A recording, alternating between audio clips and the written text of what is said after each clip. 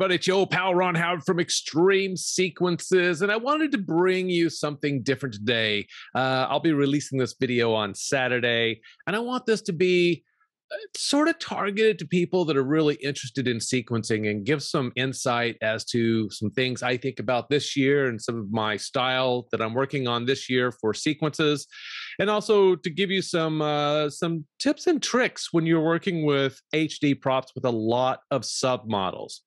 But before we could talk about submodels, before we could talk about props, before we could talk about effects, I think it's important we talk about timings.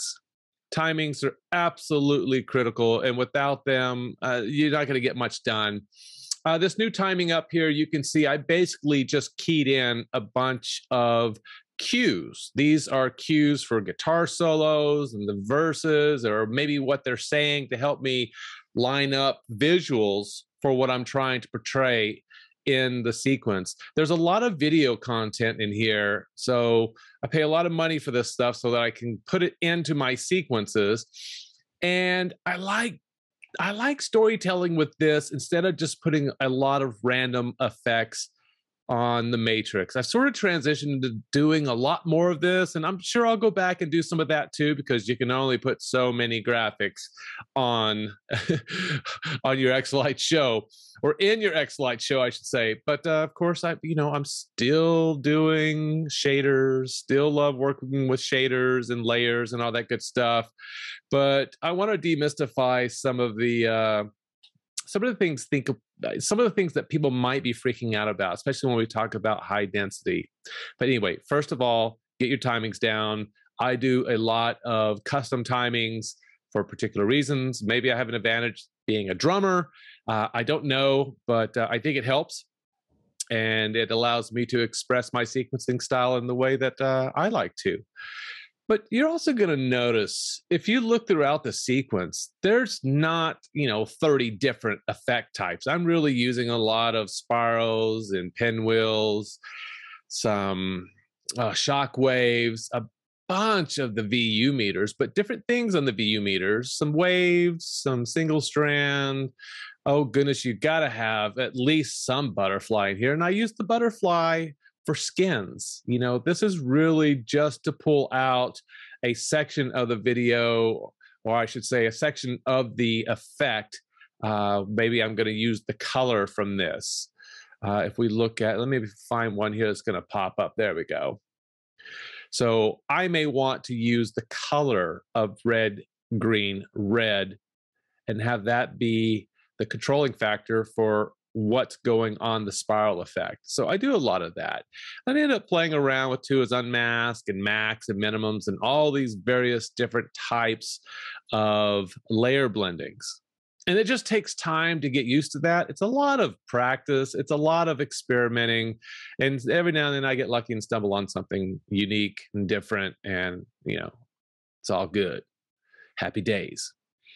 All right. So with this sequence, before I play some of it, I'll tell you that I did all of the matrix work first, and then I did all of the pixel matrix work next.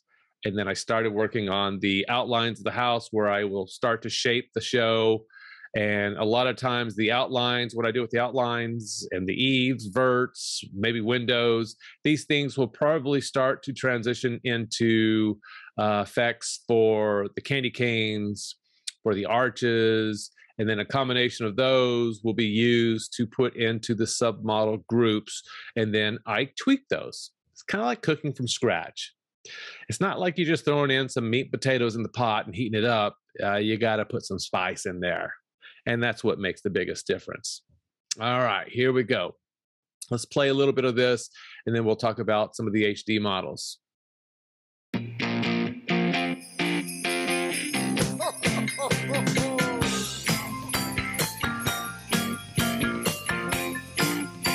Very traditional colors, red, white, green.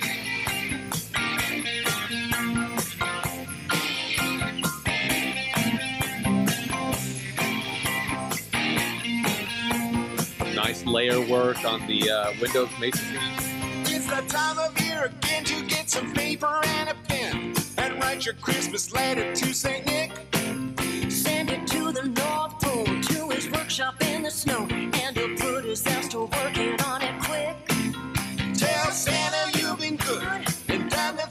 should, and you're waiting for his visit Christmas Eve. If you're in bed by night, you will give him lots of time to put some special toys under your tree. And he'll All right, so that was intro and first verse. Very traditional colors, everything's sort of moving. I even have some doggy pictures up at the top. I was thinking about Jim and his pooches, and I thought it'd be kind of cool to have some dogs up there. Cute stuff, right? Yeah. It's all good stuff. Anyway, when we look at the verses for this, if we look as we go into the first verse, very traditional looking lights moving slowly, a lot of spacing in between. Every time I see this on my house, and every time people see this, they just love this effect. And as a sequencer, I'm thinking, but whoa, what all about the blending colors and how it does this and that? And they're just like, yeah, it's way over my head. I just like that. So it's nice to do this. It gives a lot of space for other things to stand out. Nothing's really competing for attention. So you've got this rhythm with the eaves and the verts doing that, and the windows. And then funny things happening with the icicles. And this is just sort of a random thing that I did. And I just figured, why don't we just go with lines, the lines tool. That's this guy here, and just have some abstract shapes. Just for this little section. to St. Nick. Send it to the North Pole, to his workshop in the snow. And that's all it's doing. It's just breaking up some monotony there. And the things you should, and you're waiting And then we have the walking sticks here. I kind of love this. to Christmas Eve. If you're in bed by night, you will give him lots of time. Walking pogos, whatever you want to call them. And then we get to this section. Another. Christmas, every day, taking care of Christmas in his sleigh. So in the verse, I really wanted to hit hard on these colors because it's all about Christmas. We've got Santa over here hanging out, dancing slow motion with a really cool tree behind it. So really greens, reds, whites, that's it. Now you're probably wondering what's going on with the tree. Well, I haven't done the tree yet. I'm going to do the tree last, and probably the cubes. And then I have also the pixel forest to work with. And I sequence every sequence somewhat differently. I never really know what I'm going to start with. It could be a candy cane. It could be a matrix. A lot of times, if I'm really paying attention to the lyrics and want to tell a story, I'm going to start with the matrix. All right. So that takes us to the first chorus, and then we go right into a solo. And we introduce blue. Some other soft colors. Blends in nicely with what Santa's doing with the guitar, and let's sneak a little green in there. Johnny wants a motor scooter. Susie wants a new computer. Billy wants a new guitar and drum machine. And when we get here, it's the same. Everything's about the same, but we've got these spinnies going on here just to give a little more movement. We'll give him lots of time to put some special toys under your tree. And he'll be taking care of Christmas. And then we go right back into a chorus again. Okay. And then it goes into a guitar solo. This one's a little more wild.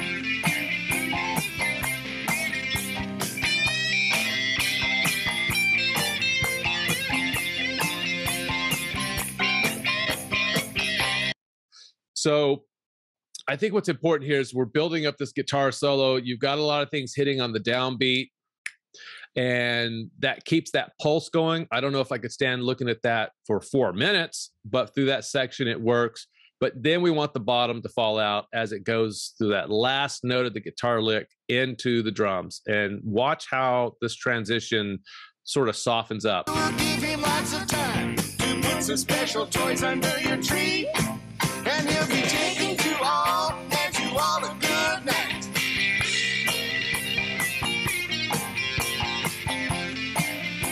So after this solo, watch for the change.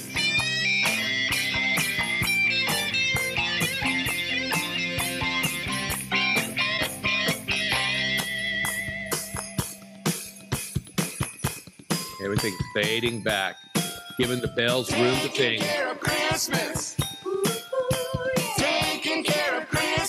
Much heavier on the greens now. Taking care of Christmas. Taking care of Christmas. Taking care of Christmas.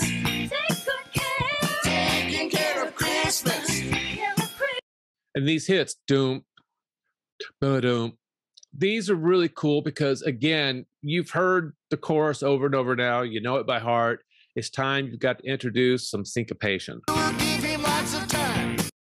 And that just never wants to go where I want it to go there. Taking care of Christmas. Taking care of Christmas. There's the hit. Taking care of Christmas. Taking care of Christmas. And here we've got greens, we got blues, we have reds, we have whites, bringing it all together. And there's a lot of cool little spinny things happening here with some contrast, but it keeps it nice and balanced on the left yard, right yard, and through the center area here with the canes. All righty, cool, cool, cool. And then it fades out. And that's pretty much it. So I think to elevate your sequences, you've really got to pay attention to the timings. And if they're not already there, which most of them really aren't, you can't depend on beats to get it done for you. You've got to tap these things in, and then you've got to try to line them up the best you can. But let's talk very quickly here about the high density stuff. If you have a sequence from somebody or you've created it and you're trying to figure out what to do with props you haven't worked with, you got all these HD submodel groups. That doesn't mean you have to use them all, but you can simply copy and paste. You could take the canes, just take this entire section here if you wanted to, copy all this, maybe just copy this much of the section, copy it, go down to a submodel group, and paste it in there and see what it looks like. You'll probably come up with something fascinating, and then let me know. And try to use the timings to paste the stuff in. Now, the beats, it's hard to do this because you got to zoom in. So I typically will have something like this that I use just to reference the guitar licks or these cues, but these may not be directly on the beat. That's not what I'm using them for.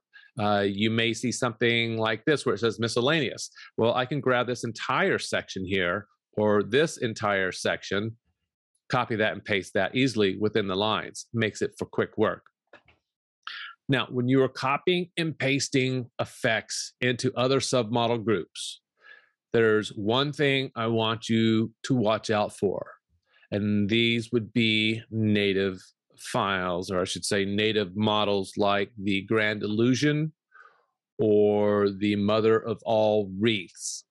And the reason for that is, and there's one more I'll mention in a second, the reason for that is because these are native files, you may find what works great with overlay center on most of the files are going to do this on the Grand Illusion or Mother of All Wreaths. If you change this to per model, per preview, now you've got it doing what you want. Whereas way up here, I know I've got one here, probably King's Ransom. No, I think I used the same one there. There you go. I think it's here. Pixel Poles Overlay Center is doing what I want. It balances on those just fine. So it's typically Grand Illusion, Mother of All Wreaths, and also any submodel group that might contain concentric rings. Pay attention to those. When you're copying and pasting, it doesn't look right. Try changing it from overlay centered or scaled or whatever it may be on to per model, per preview. And if you have time, go through here and just try different combinations. That's an overlay center. What if we change that to vertical per model?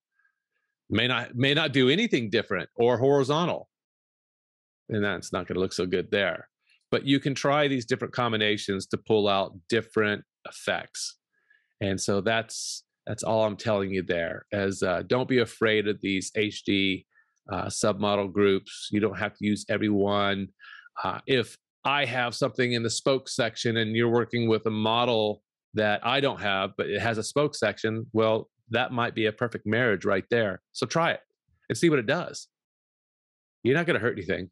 There's always edit undo. You can always change it, delete it, move it. Totally up to you. But I'm hoping that people will be inspired by my work, if you like it, and maybe find some new things to put into your sequences to give it that wow factor. Let's not forget, people are pretty impressed with test mode, but let's be honest. Aren't you also trying to impress yourself? I know I try to. So be a little selfish and sequence better for yourself. If you like it and you do a better job for yourself, it's going to pay off in dividends. Folks, that's all I got for you. I promise I tried to keep it short, and we'll cut you free. And I hope you have a great weekend. Take care.